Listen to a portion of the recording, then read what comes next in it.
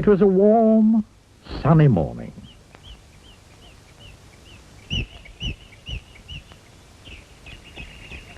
In his small house at the other side of the wood, Mr. Tickle was asleep.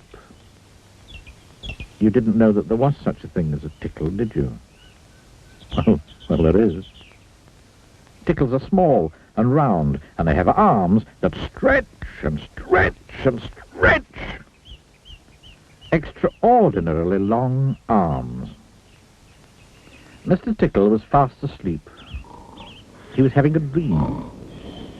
It must have been a very funny dream, because it made him laugh out loud. And that woke him up. He sat up in bed, stretched his extraordinarily long arms, and yawned an enormous yawn.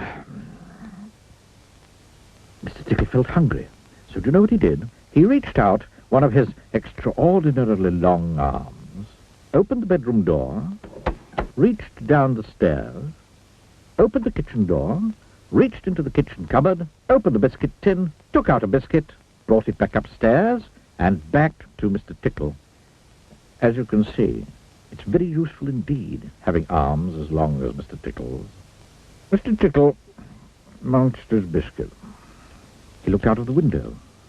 Today looks very much like a tickling day, he thought to himself. So, later that morning, after Mr. Tickle had made his bed and cooked his breakfast, he set off through the wood.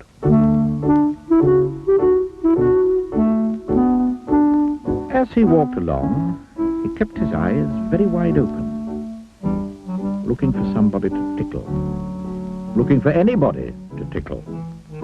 Eventually, Mr. Tickle came to a school. There was nobody about, so, reaching up his extraordinarily long arms to a high window ledge, Mr. Tickle pulled himself up and peeked in through the open window. Inside, he could see a classroom. There were children sitting at their desks and a teacher writing on the blackboard. Mr. Tickle reached in through the window with that extraordinarily long arm of his, went up behind a little boy called Peter, and tickled him on the back of his neck. Peter giggled out loud. "Stop that giggling at once," said the teacher sternly. Mr. Tickle waited a minute, then reached in through the window again. Mr. Tickle's extraordinarily long arm went right up to the teacher, paused, and then tickled. The teacher jumped in the air and turned round very quickly to see who was there. But there was nobody there. Mr. Tickle grinned a mischievous grin. He waited another minute and then tickled the teacher again. This time he kept on tickling, until soon the teacher was laughing out loud and saying, "Oh, stop it! Stop it! Oh, stop it!" over and over and over again. All the children were laughing too at such a funny sight. There was a terrible pandemonium. Eventually, Mr. Tickle thought he'd had enough fun, so he gave the teacher one more tickle for luck, and then very quietly brought his arm back through the open window. Chuckling to himself, he jumped down from the window, leaving the poor teacher to explain what it was all about, which of course he couldn't. Then Mr. Tickle went to town. And what a day Mr. Tickle had. He tickled a policeman on traffic duty at the crossroads in the middle of the town. It caused an enormous traffic jam.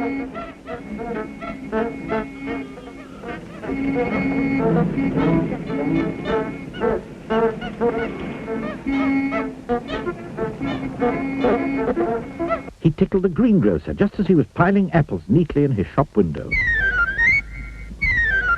The greengrocer fell over backwards, and the apples rolled all over the shop. There were apples everywhere. At the railway station, the guard was about to wave his flag for the train to leave. As he lifted his arm in the air, Mr. Tickle tickled him. And every time he tried to wave his flag, Mr. Tickle tickled him. And tickled him again. Until the train was 10 minutes late, and all the passengers were absolutely furious.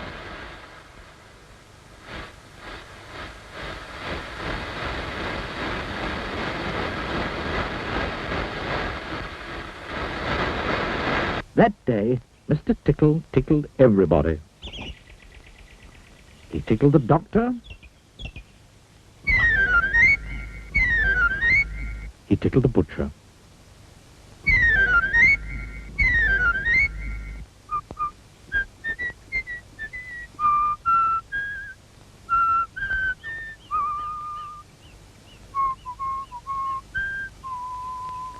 He even tickled old Mr. Stamp, the postman, who dropped all his letters into a puddle. Then Mr. Tickle went home.